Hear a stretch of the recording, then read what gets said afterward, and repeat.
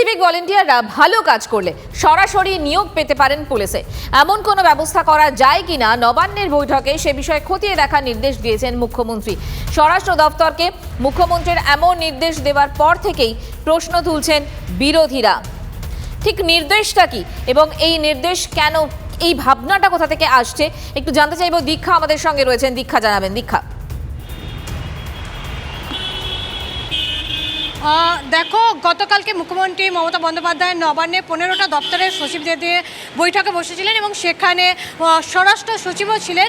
তিনি যেটা বলেছেন, যারা সিভিক ভলেন্টিয়ার পদে কাজ করছেন এই মুহূর্তে ওয়েস্ট বেঙ্গলে জুড়ে, যে সংখ্যাটা কিন্তু নয় করেও প্রায় 1.5 লক্ষের কাছাকাছি, তাদের মধ্যে যারা ভালো কাজ করছেন তাদের বেতনক্রম কীভাবে বাড়ানো যায়, কারণ তারা এখন মান্থলি 9,000 টাকা করে পান।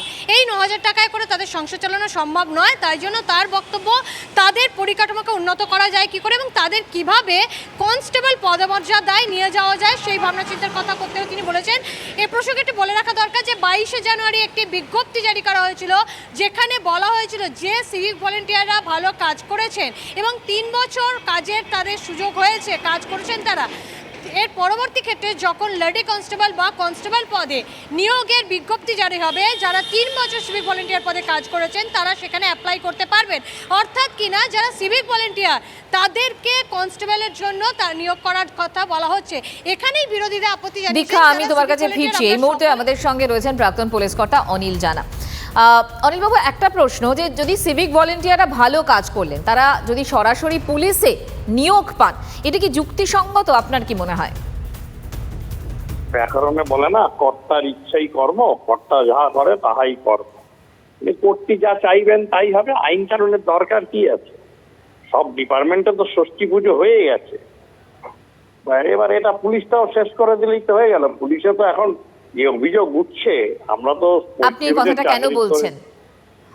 71 বছর বয়স হয়ে গেল, আমরা কোনোদিন দেখিনি যে WBCS পরীক্ষা পিএসসি যেটা নেয় রাজ্যের, সেইটার বিরুদ্ধে কোনো অভিযোগ উঠেছে।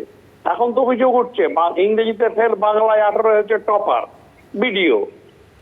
সব ডিপার্টমেন্টের 12টা বেজে গেছে। শিক্ষা, স্বাস্থ্য সবই তো গেছে, এটাও যাবে আর কি। পুলিশ প্রশাসনটা তো এমনিই তো এখন আইপিসি সিআরপিসিতে চলে না, পরে ওনার প্রসিডিওরেশন। তার ফলে আজকে সবার এই অবস্থা হয়েছে। যোগ্যতার মানের দরকার কি আছে? একটাই যোগ্যতা, তুমি কলিযুগের ভরত হয়ে যাও, কে কত আমার, তার ফলে হবে। যোগ্যতার দরকার কি আছে? ধন্যবাদ আমাদের সঙ্গে কথা বলার জন্য। আমরা কথা বললাম প্রাক্তন পুলিশ কর্তা অনিল জানার সঙ্গে এবং আবারও দীক্ষার কাছে চলে যায়। দীক্ষা, অনিলবাবু যে কথাটা বলছিলেন যে একটা ব্যাকরণ বলেও তো বিষয় আছে, যোগ্যতা বলেও তো বিষয় আছে, তাহলে এই ভালো কাজ করলে যদি তারা পুলিশে চাকরি পেয়ে যায়, যোগ্যতাটা নির্ধারণ হবে কিভাবে? দেখো, এই প্রশ্ন কিন্তু রাখা হয়েছিল, যারা পুলিশ প্রশাসনের ওপর মহলে রয়েছেন তাদেরকে রাখা হয়েছিল। আমি নিজে সরাসরি কথা বলেছিলাম যে কিভাবে একজন সিভিক ভলেন্টিয়ার কনস্টেবল পদে নিয়োগ হন। ব্যাখ্যা ছিল যে সিভিক ভলেন্টিয়ারকে কনস্টেবল পদে করা যায় না, কিন্তু হোমগার্ডের ক্ষেত্রে একটা সংরক্ষণের ব্যাপার আছে, কোটা সিস্টেম আছে। হোমগার্ডে তাদেরকে নিয়োগ করা যেতে পারে যদি তারা খুব ভালো কাজ করে থাকেন। এবং আরেকটা বক্তব্য তারা দিয়েছিলেন যে অনেক সিভিক ভলেন্টিয়ারই কিন্তু কাজ করতে করতে তারা এতটাই দক্ষ হয়ে যান যে তারা এই পুলিশ প্রশাসনের কাজটা সামলাতে পারবেন। এবার প্রশ্ন হচ্ছে, সিভিক ভলেন্টিয়াররা নিয়োগ কিভাবে হন? আমরা সকলেই জানি যে রাজ্য জুড়ে যে সিভিক ভলেন্টিয়াররা নিয়োগ হন তারা শাসক দলের নেতাদের সুপারিশ ক্রমে নিয়োগ হয়ে থাকেন, তারা অন্য কোনোভাবে কিন্তু তারা নিয়োগ হন না। আমি তোমার কাছে ফিরছি। এই মুহূর্তে আমাদের সঙ্গে রয়েছেন তৃণমূল কংগ্রেস নেতা জয়প্রকাশ মজুমদার। জয়প্রকাশ বাবু, এই যে সিভিক ভলেন্টিয়াররা ভালো কাজ করলেন পুলিশে নিয়োগ পাবেন, এরকম একটা ভাবনার কথা আসছে, বিরোধীরা বলছেন যে শাসক দলের অনুগত হয়ে তারা ক্যাডারে পরিণত হবে না তো? দেখুন, বিরোধীরা যে কোনো বিষয় নিয়েই তারা বিরূপ মন্তব্য করতে চায় এবং নেগেটিভ কথা বলতে চায়। সব থেকে বড় কথা, মনুষ্য সভ্যতার প্রথম দিন থেকেই মানুষকে এগিয়ে যাওয়ার রাস্তা আটকানো যায় না, এবং এটা নিয়মই হচ্ছে মানুষের যে অ্যাসপিরেশন, উন্নয়ন বা উন্নতির জায়গা তো আটকে রাখা যায় না। আজকে মনে করুন আপনি একটা জায়গায় কাজ করছেন, সেখান থেকে আপনারও মনে হবে যে আজ থেকে 5 বছর পরে আমার কি উন্নতি হবে, কি প্রমোশন পাবো, কোথায় যাব। একদম ঠিক জয়প্রকাশ বাবু, কিন্তু পুলিশে চাকরি করতে গেলে তার তো একটা ন্যূনতম যোগ্যতা লাগে। সিভিক ভলেন্টিয়াররা কি তাহলে যোগ্যতাটা নির্ধারণ হবে কিভাবে? এটা একটা বেসিক প্রশ্ন। না, সেটাই আমি বলছি।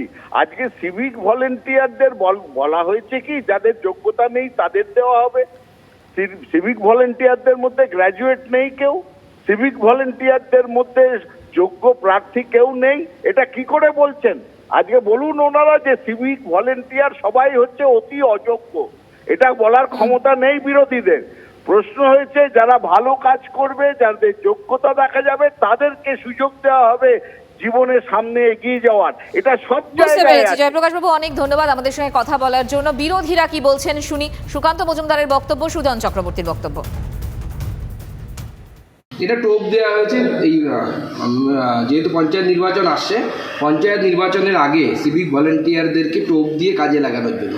প্রথমত হচ্ছে এটা কোর্টে চ্যালেঞ্জ হবে, যখনই এই চাকরিটা দিতে যাবে তখনই কোর্টে চ্যালেঞ্জ হবে এবং চ্যালেঞ্জ হয়ে চাকরিটা আটকে যাবে। আমি আগেই ভবিষ্যৎবাণী করে দিচ্ছি, সেটা সিভিক ভলেন্টিয়ার্সের ভাই যারা আছে তাদেরকে বলবো যে তৃণমূল কংগ্রেসের এই ফাঁদে যেন পা না দেয়। আমার ধারণা পঞ্চায়েত ভোটের দিকে তাকিয়ে একটা টোপ, সেই হিসেবে হঠাৎ তার মনে হয়েছে যে সিভিক ভলান্টিয়ারদের কনস্টেবল পদে উত্তীর্ণ করা হবে।